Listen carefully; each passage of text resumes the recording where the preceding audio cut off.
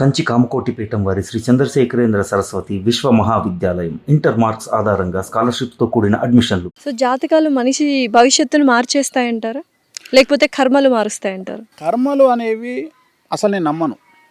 కర్మ అనేదే లేదంటారా? నేను నమ్మను. ఇన్స్టెంట్ కర్మ కదా జరుగుతుంది. ఇన్స్టెంట్ కర్మ అంటే నేను ఒక సింపుల్ లాజిక్ చెప్తా.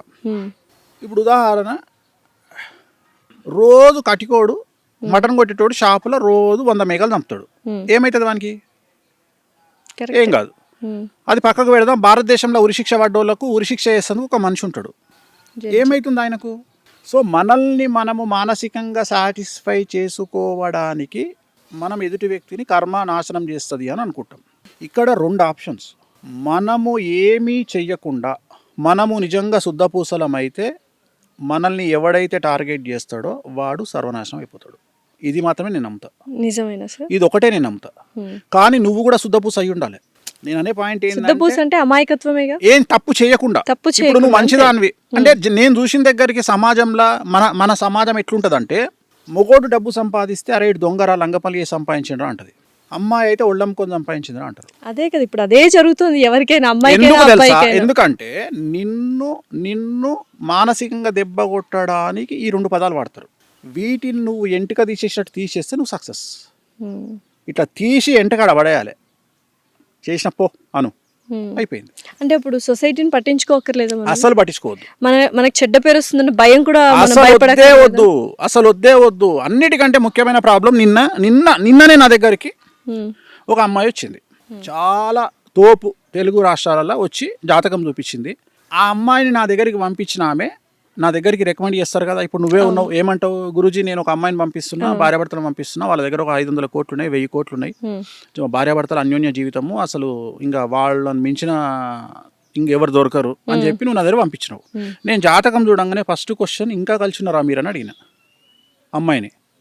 నీ మొగడు సైకో కదమ్మా, ఎట్లా కలిసినావు అని అడిగిన. ఫస్ట్ క్వశ్చన్ అదే, నీ మొగడు సైకో కదా, ఎట్లా కలిసినావు? నీ మొగడికి మల్టీ పర్సనాలిటీలు ఉన్నాయి, స్ప్లిట్ పర్సనాలిటీలు ఉన్నాయి, నువ్వు ఎట్లా కలిసినావు అని అడిగిన. అప్పుడు ఆ అమ్మాయి ఒక అర్ధగంట మొత్తం ఉపదేశం చేసింది నాకు. ఇగో ఇట్లాంటోడు ఇట్లా ఏం చేయాలి గురువు గారు అని అడిగింది నన్ను.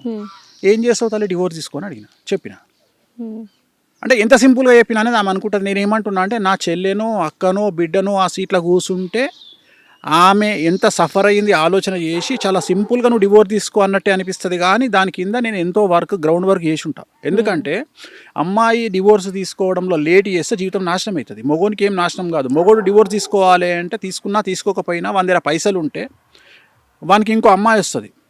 ఈ మధ్యన ఇన్స్టాగ్రామ్లో ఒక రీల్ వస్తుంది, how is your what about your age అంటే 10 million ఇన్ బ్యాంక్ అంటాడు.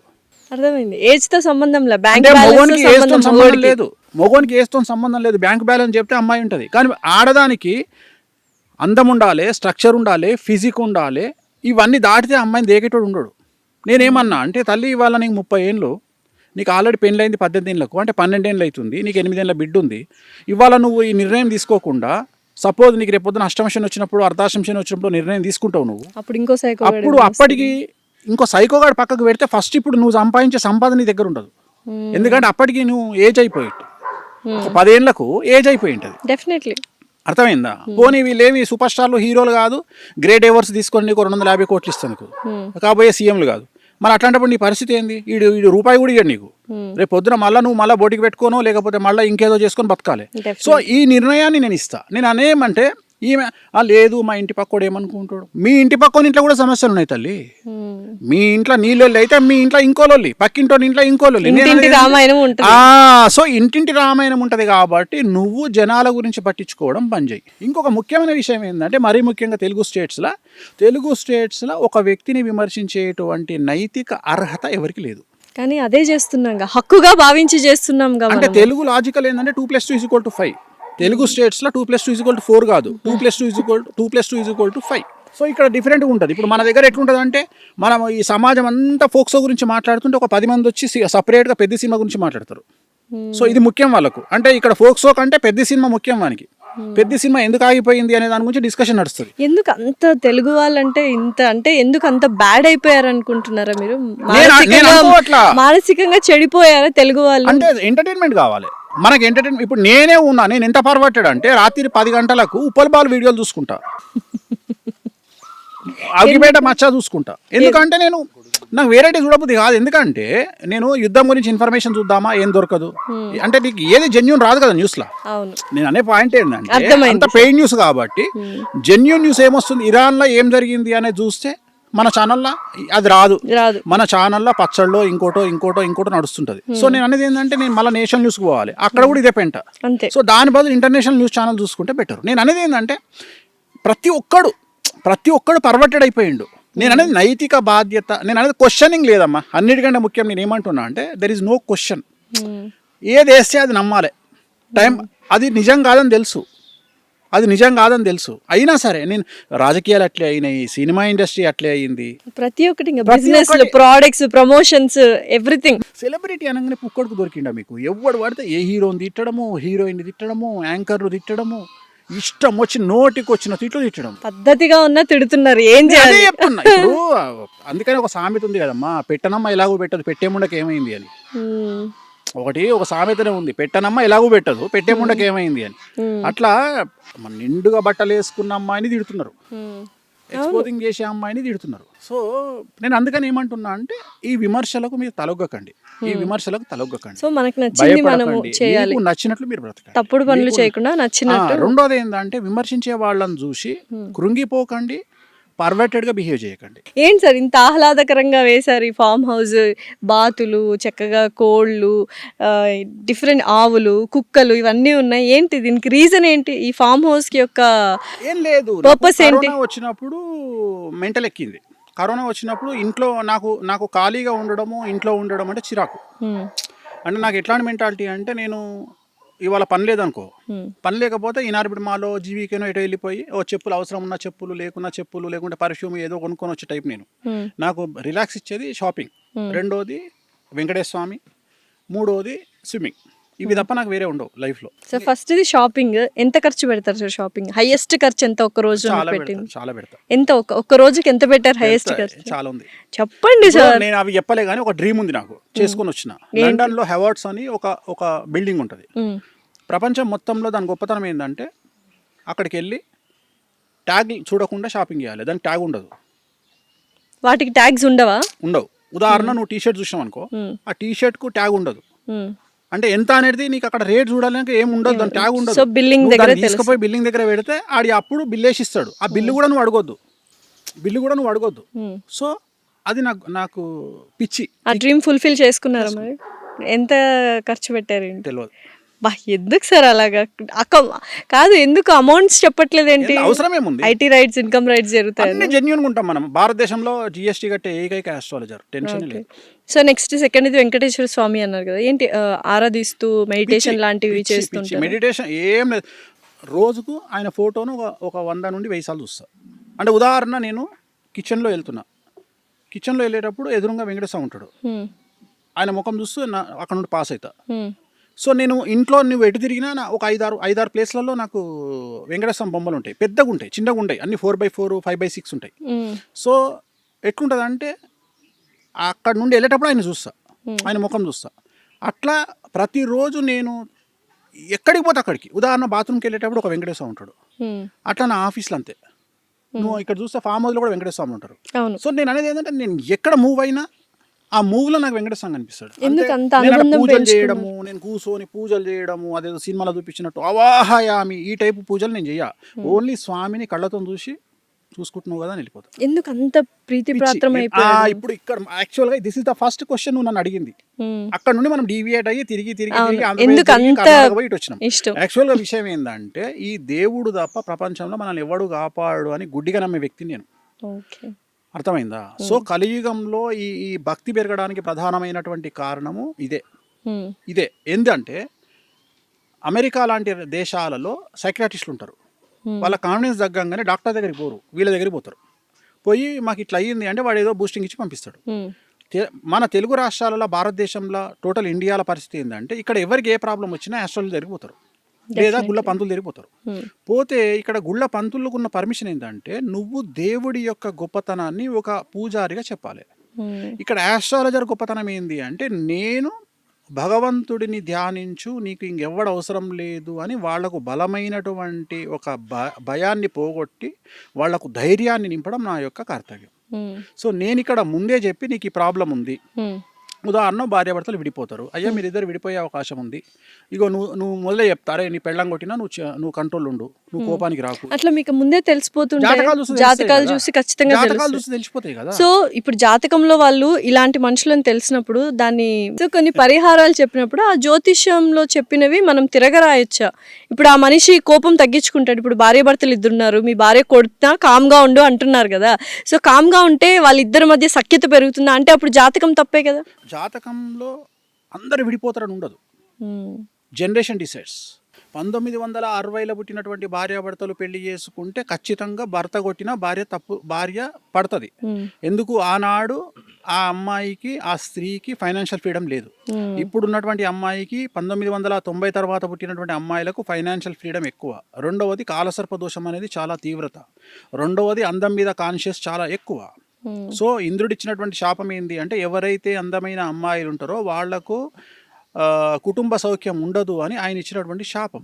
అందుకని నువ్వు తీసుకో, ఎవరైతే అందంగా ఉన్న అమ్మాయిలు ఉంటారో వాళ్ళ జీవితంలో భర్త అనేవాడు ఉండడు. రెండవది నువ్వు గమనించినట్లు ఎవరైతే ఆల్మోస్ట్ ఆల్ అందగత్తెలు ఉన్నారో వాళ్ళందరూ చూస్తే ఏజ్ గ్యాప్ ఉన్నటువంటి వాళ్ళని పెళ్లి చేసుకోవడమో లేదా సెకండ్ మ్యారేజ్గా వెళ్ళడమో జరిగింది. అందంగా ఉండడం తప్పైపోయిందా sir? Take any top heroine, definitely Sridevi garu, Sushmita Sen గారు పేర్లు చెప్పదలుచుకోలే. ఇప్పుడు లేటెస్ట్ హీరోయిన్ కూడా ఇవాళ ఒక సినిమా రిలీజ్ అయింది. సో ఆమె కూడా. సో ప్రతి ఒక్కళ్ళు ఏజ్ వాళ్ళకంటే ఎక్కువగా ఉండే వాళ్ళని పెళ్లి చేసుకుంటారు. ఎందుకంటే ఎక్కువగా ఏజ్ లో పెద్దవాడైన వాడు తన భార్యను కూతురును చూసుకుంటాడు ప్రేమగా. అందుకని తెలివిగల అమ్మాయి ఏం చేస్తుంది అంటే అలా దగ్గర పోతుంది. ఎవరైతే తెలివి లేని మూర్ఖపురాలు ఉంటుందో ఆ అమ్మాయి ఏం చేస్తుంది అంటే నాకు మంచి అందమైనటువంటి వాడు కావాలి అనుకుంటే మనకు ఆల్రెడీ దుకాణం పెట్టడానికి ఇంకా 7 మంది అమ్మాయిలు రెడీగా ఉంటారు. సో తన్నుకొని వచ్చి వీళ్ళిద్దరు విడిపోతారు. అయితే ఇప్పుడు అందమైన అమ్మాయి అందంగా ఉన్న హస్బెండ్ చేసుకోవద్దంట. నేను అనేది ఆల్రెడీ ఖాళీగా లేడు కదా అని చెప్తున్నా. ఓకే, నేను అనే పాయింట్ ఏంటంటే ఇక్కడ ఇంకోలాగా చెప్పొచ్చు, అందానికి ఇంపార్టెన్స్ ఇవ్వకుండా మనసుకు నచ్చిన అది ఎవడిస్తాడు. ఇప్పుడు పైసలుగా మగోనికి చూడమ్మా, మగోనికి అందం కావాలి, ఆడదానికి డబ్బు కావాలి. అట్లా ఏం లేదు సార్, ఉంటారు అమ్మాయిల్లో అబ్బాయిలో మనసు చూసి ప్రేమించే వాళ్ళు కూడా ఉంటారు. సో ఇక్కడ నువ్వేం చేస్తున్నావు అంటే ఇక్కడ మనకు మనకు సెట్ అవుతారా, మనం కంఫర్ట్ ఫీల్ అవుతామా అనే వాళ్ళు అమ్మాయిలు అబ్బాయిలు కూడా ఉంటారు. మనం ఎప్పుడే గానీ ఆడవాళ్ళ జాతకంలో ఉన్న దోషాన్ని బట్టి నాకున్న అవగాహనను బట్టి ఏంటంటే ఎప్పుడే గానీ ఆడవాళ్ళు ఫస్ట్ అటెంప్ట్ లో సక్సెస్ కారు. అంటే ఇప్పుడు పెళ్లి చేసుకోవాలి, ఇప్పుడు డైలాగులు చెప్పినావు, ఈ డైలాగులు ఫస్ట్ అటెంప్ట్ పనికిరావు. అర్థమైందా? డెఫినెట్లీ అవ్వదు. నన్ను చెప్తా తల్లి, పొద్దుగా లేస్తే చూసి ఇవన్నీ కలర్ వేసిన తల్లి. నువ్వు ఆయన కొంపదీసి నల్లెంటికలు అనుకున్నావు. లేదు సార్, నేను ఇందాక వచ్చినప్పుడే అడిగేయండి మొత్తం. సో ఇక్కడ విషయం ఏంటంటే తల్లి, ఫస్ట్ అటెంప్ట్ లో ఏ అమ్మాయి సక్సెస్ కాదు. ఎందుకంటే అమ్మాయి గొప్పతనం ఏంటంటే, కలియుగంలో అమ్మాయి గొప్పతనం ఏంటంటే ఇంద్రుడిచ్చిన శాపం వల్ల గంజాయి మొక్కను పెట్టి 100 తులసి మొక్కలు పెట్టి ఒక గంజాయి మొక్కను పెడితే ఈ అమ్మాయి 100 తులసి మొక్కలను చేయితో చింపుకుంటూ వెళ్ళిపోయి గంజాయి మొక్కను అట్లా లేపుతుంది, పైకి లేపి నెత్తిన పెట్టుకుని వస్తుంది. అమ్మాయిలు రెడ్ ఫ్లాగ్స్ ని తీసుకుంటారు. దొంగనా కొడుకులను, నాట్ రెడ్ ఫ్లాగ్స్, దొంగనా కొడుకులను. సో నేను ఇప్పుడు నాకు తెలిసిన ఒక క్లయింట్ ఉంది, ఆ క్లయింట్ నా దగ్గరకు వచ్చింది. నా దగ్గరకు వచ్చి గురువు గారు నేను వీని పెళ్లి చేసుకుంటా అన్నది. అంటే నేనేం చెప్పిన అంటే, అమ్మ తెలుగు రాష్ట్రాలలో లిస్టు తీస్తే, దొంగనా కొడుకుల లిస్టు తీస్తే ఆడు నెంబర్ 1 ఉంటాడు అని వేసుకోకు అని చెప్పిన, వాడిని చేసుకోకు అని చెప్పిన. ఇది జాతకం గురించి కాదు తల్లి, ఇది నేను జాతకాలు చూసి చెప్తాను. అంటే అమ్మాయి నా దగ్గరికి జాతకం చూడడానికి వస్తే నేను చెప్పి ఆ అమ్మాయికి దండం పెట్టి, తల్లి జాతకం పక్కకు పెట్టు, ఆడు దొంగనా కొడుకు వాడిని పెళ్లి చేసుకోకని చెప్పిన. వాడు అదేదో సినిమాల నాకు ఆ కూల్ డ్రింకే కావాలి అనే టైప్లో వాడినే చేసుకుంది. వాడు ఏం చేసిండు, వేణుస్వామి మాట కూడా తప్పయ్యేటట్టుగా ఈ అమ్మాయికి పరిచయమైన 15 రోజులకు ఒక 20 లక్షల కారు గిఫ్ట్ ఇచ్చిండు. ఇది వేణుస్వామిని కాదు, వెంకటేశ్వర స్వామి కూడా పక్కకు పోమన్నది. ఎందుకంటే ఆ కారు గిఫ్ట్ ఇవ్వగానే వీడికి 100 కోటీశ్వరుడు అనుకున్నది. అయిపోయింది, పెళ్లి చేసుకుంది. వాడేం చేసిండు, 6 నెలల తర్వాత ఈ అమ్మాయిని పెళ్లి చేసుకుండు. ఈ అమ్మాయి పేరు మీద 2 కోట్ల రూపాయలు అప్పు తీసుకున్నాడు. ఈ పిల్ల పేరు మీదనే అప్పు తీసుకున్నాడు. ఈ పిల్ల ఇల్లు ముంచిండు, ఈ పిల్ల పైసలు ముంచిండు. అమ్మాయి సెలబ్రిటీనే కదా, అన్ని బిస్కెట్ చేసినాక ఈ అమ్మాయి ఏమైపోయా, అయ్యో హలో లక్ష్మణ అని కూర్చుంది. అమ్మాయి సెలబ్రిటీనే కదా నాకు. అయిపోయినాక ఇంకా డివోర్స్ కూడా కాలే, ఆడు ఇంకో సెలబ్రిటీతో దుకాణం పెట్టిండు.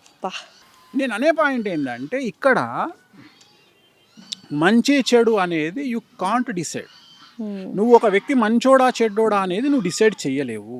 సో నేను అనేది జాతకాల పరంగా వీ కెన్ డిసైడ్. జాతకాలు చూసి వీళ్ళిద్దరు కలిసినాయా కలవలేదా, వీళ్ళు విడిపోతారా. జాతకాలు చూసిన తర్వాత కూడా గొడవపడి విడిపోతున్నారు కదా. నువ్వు అనుకుంటున్నావు జాతకాలు చూసిర్రు అని, నువ్వు జాతకాలు చూసిర్రు అని యూ కాంట్ డిసైడ్. గణాలు చూసి ఇన్ని గణాలు అబ్బో గొప్పగా ఉన్నాయి గణాలు అనేది తప్పు. ఎందుకంటే 8 ఈక్వేషన్స్ లా ఒక్క ఈక్వేషన్ గణాలు, ఇంకా 7 ఈక్వేషన్స్ ఉన్నాయి. సో నువ్వు గణాలు అనే మాట తప్పు. అసలు జాతకాలే కాదు అది, గణాలు అనేది జాతకమే కాదు. జాతకాలు చూసి అనకు దానికి. ఇక కొంతమంది మేధావులు పేర్లు మార్చి పెళ్లి చేస్తారు, నీకు తెలుసు అనుకుంటా. అమ్మాయి పేరు మార్చేస్తారు అమ్మాయిది. మరి ఇప్పుడు నేను రేవంత్ రెడ్డి అని పెట్టి కూడా సీఎం అవుతానా? సో నేను అనేది ఇది. ఇట్లా పంతులకు చేతగాక, జ్యోతిష్యులకు చేతగాక, అంటే టైం స్పెండ్ చేయలేక జనాలు ఏమంటారు, జాతకాలు చూసుకొని పెళ్లి చేసుకున్నాక డివోర్స్ ఎందుకైనాయా అంటే, అరే నువ్వు జాతకం కరెక్ట్గా చూసుకోరయ్యా. గణాలు ఒకటే కాదు, యోని ఉంటుంది, వర్ణ దోషం ఉంటుంది, యోని దోషం ఉంటుంది, ఏకనాడి దోషం ఉంటుంది, షష్టాష్టక దోషాలు ఉంటాయి, చాలా ఉన్నాయి సార్. సో 8 రకాల దోషాలు ఉంటాయి. సో అందరికి వేణుస్వామి గారు అవైలబుల్ గా ఉండరు కదా. మరి మీరు అన్నట్టు పూజారులు గణాలు చూసి ఏవో మంత్రంగా చేసేస్తుంటారు. అడగాలి కదా. ఇప్పుడు నా దగ్గరికి, ఇప్పుడు ఉదాహరణ, నా దగ్గరికి ఒక అమ్మాయి వచ్చింది. అమ్మాయి వచ్చి అబ్బాయి జాతకాన్ని చూపించి, స్వామి మా ఊర్లో నేను పంతులకు చూపించుకున్నా, ఈ జాతకం చాలా బాగుంది అన్నాడు మా పంతులు అనగా, నేనేమంటున్నా అంటే, ఇవాళ రేపు మీకు ChatGPT వచ్చింది, మీరు అడగండి ChatGPTని. 7వ స్థానములో, లగ్నాత్ 7వ స్థానములో ఏ గ్రహం ఉంటే పెళ్లికి వనికిరాడు, పిల్లగాడైనా సరే పిల్ల అయినా సరే మీరే అడగండి రా. ChatGPT లో జాతకాలు చెప్పించేసుకోవచ్చు, మనకి చెప్పుకోవచ్చు, బేసిక్ ఇన్ఫర్మేషన్. నేనేమంటా, ఇదే ప్రశ్న పంతులు అన్నాడు, వాడు ఆన్సర్ చెప్పాలి నీకు కరెక్ట్ గా. ChatGPT చెప్పిన ఆన్సర్ చెప్పాలి, అప్పుడు నమ్ము.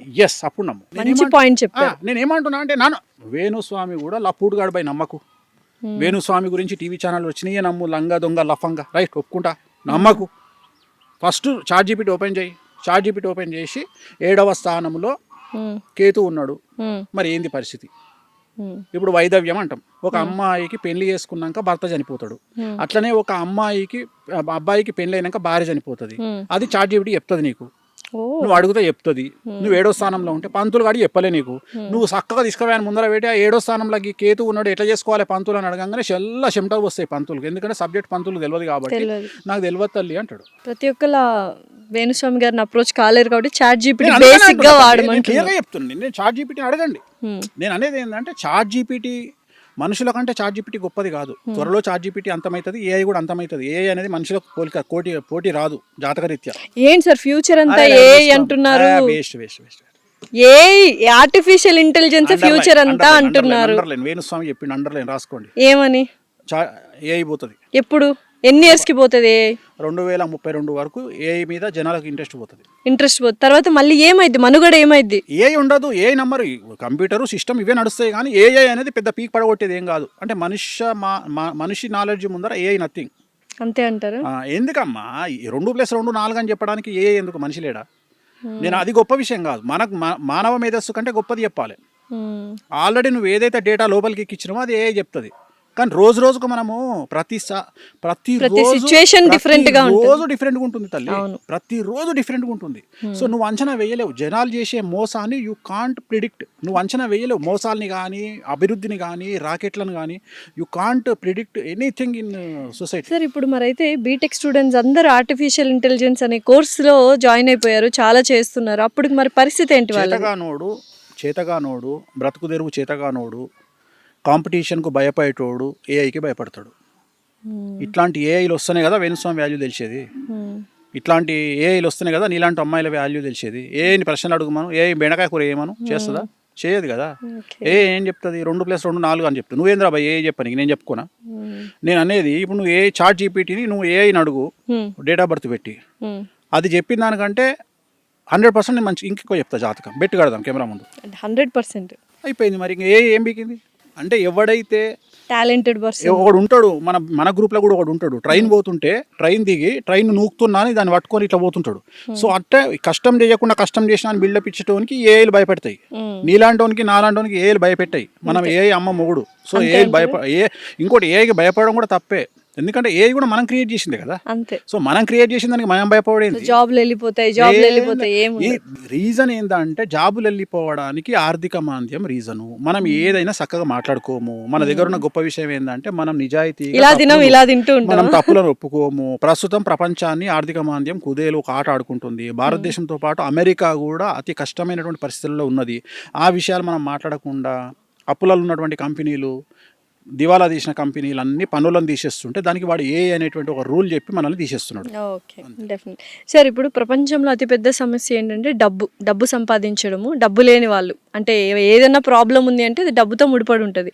సో వేణుస్వామి గారు డబ్బు ఎలా సంపాదిస్తారు, డబ్బు సంపాదించడం ఎలా అని అడిగితే ఏమంటారు? డబ్బు సంపాదించడం ఎలా అంటే ప్రపంచంలో 3 విషయాలు చాలా సింపుల్ విషయాలు. 1 డబ్బు సంపాదించడం, 2 అమ్మాయిని పడేయడం, 3 సెలబ్రిటీ స్టేటస్ అవ్వడం.